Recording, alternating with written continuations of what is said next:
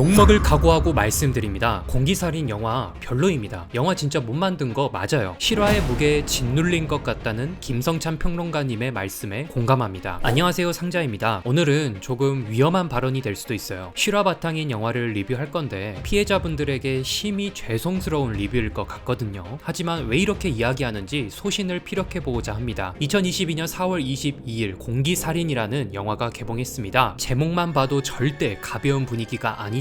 실화를 바탕으로 집필된 소설 균을 원작으로 삼는 영화입니다. 이 부분이 굉장히 중요하니까 꼭 기억해두세요. 실화를 가지고 직접 창작된 게 아니고요. 실화를 바탕으로 제작된 소설을 기반으로 만든 영화입니다. 소재는 가습기 살균제 사망사건 1994년부터 지금까지도 종결되지 않은 초장기 실제 사건입니다. 한국 정부가 총 7번이나 교체될 때까지 이 사건은 확인된 피해자만 사망자 2366명, 건강 피해자 95만 명, 노출자 894만 명에 육박합니다. 심각한 건 그 피해자 중에 영유아와 임산부가 적지 않아요. 저도 떠오르는 게 언론에 나올 쯤에 저는 완전 어린이였거든요. 부모님이 뉴스 보실 때 곁에서 들으면서 무슨 말인지 잘 모르겠지만 엄청 심각한가 보다 했던 기억이 납니다. 해당 사건은 전 세계를 뒤져봐도 유례가 없을 정도로 대형 인재인 게 맞아요. 공교롭게도 2022년 4월 얼마 전이죠. 해당 사건에 가장 큰 책임이 있는 기업 R사와 A사는 가습기 살균제 피해 구제 조정위원회가 마련한 피해 조정안을 거부하기도 했습니다. 4월에 영화 공기살인이 개봉하게 된 게 절대 우연은 아닌 것 같습니다. 영화 리뷰 유튜버로서 영화 공기살인에 대해 느낀 점을 이야기해야 되는데 솔직히 완전 별로라서 비판할 수밖에 없거든요. 하지만 해당 사건의 피해자분들을 욕보이려는 건 절대 아닙니다. 이 점을 반드시 알아주셨으면 합니다. 영화 공기살인을 관람하면서 총 분량 108분 중에 처음 20분 정도를 관람했을 때 벌써 불안했습니다. 초반부터 벌써 영화가 별로라는 느낌이 들었거든요. 정말 낡아빠진 클리셰와 그만 내비쳐도 되는 감정을 꾸역꾸역 집어넣는 심파가 매우 부담이었습니다. 검사 캐릭터는 대체 일반인과 다른 점이라곤 잘 모를 정도로 카리스마가 1도 없었고 주인공 가족은 의사의 법조인의 전문가 집안임에도 왜 저렇게 감정만 보이는 건지 이해되지 않았습니다. 어쩌면 이 부분은 제 개인적인 취향에 따른 비판일 순 있습니다. 저는 예전부터 스토리가 탄탄한 작품성을 선호하고 무분별한 심파에는 지극히 불호였으니까요. 하지만 실화 바탕이라는 문구를 영화 홍보 수단으로 사용했다면 이걸 꼭 아셨으면 좋겠습니다. 보통 창작보다 실화 바탕을 선호하는 이유는 개연성과 맥락이 남다르기 때문입니다. 실제로 벌어진 일이라는 점이 극강의 현실감을 부여하기 때문에 이야기나 설정에 구멍은 없겠다라는 기대감을 안게 되죠. 더구나 어디 외국의 작은 사건도 아니고 아직도 해결되지 않은 우리나라 사건이기 때문에 그 기대감은 더욱 커질 수밖에 없습니다. 그런데 정작 포장지를 까보니까 감정이 덕지덕지 점철된 고전 클리셰물이라면 이에 대해 실망할 관객이 생기면 저는 그게 오히려 해당 사건의 피해자분들에게 죄송스러운 일이 아닌가 싶습니다.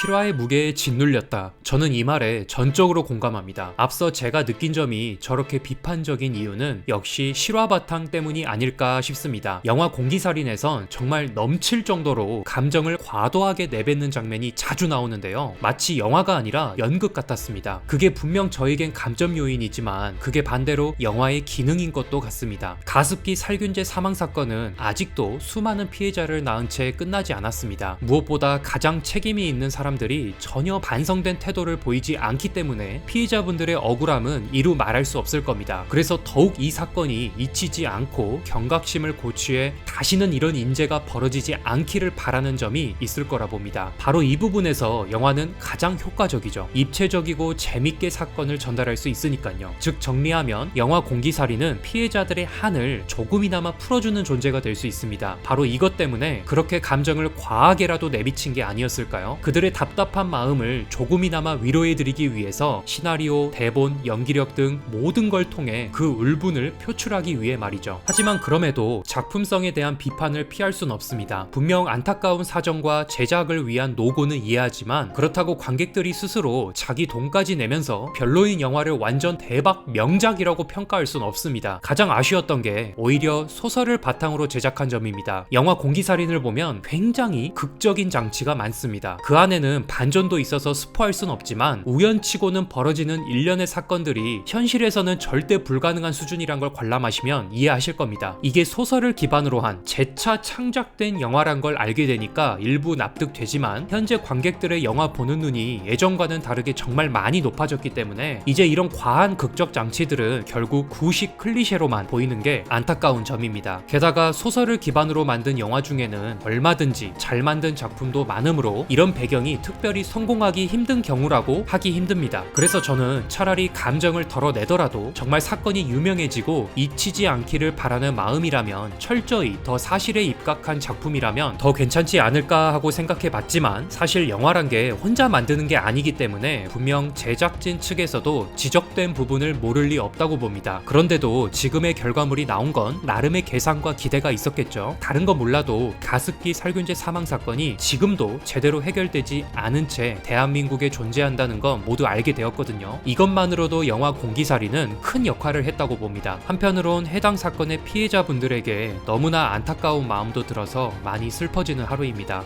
여러분들은 영화 공기살인에 대해 어떻게 관람하셨나요? 여러분들의 의견을 자유롭게 댓글로 적어주세요. 지금까지 상자였습니다. 감사합니다.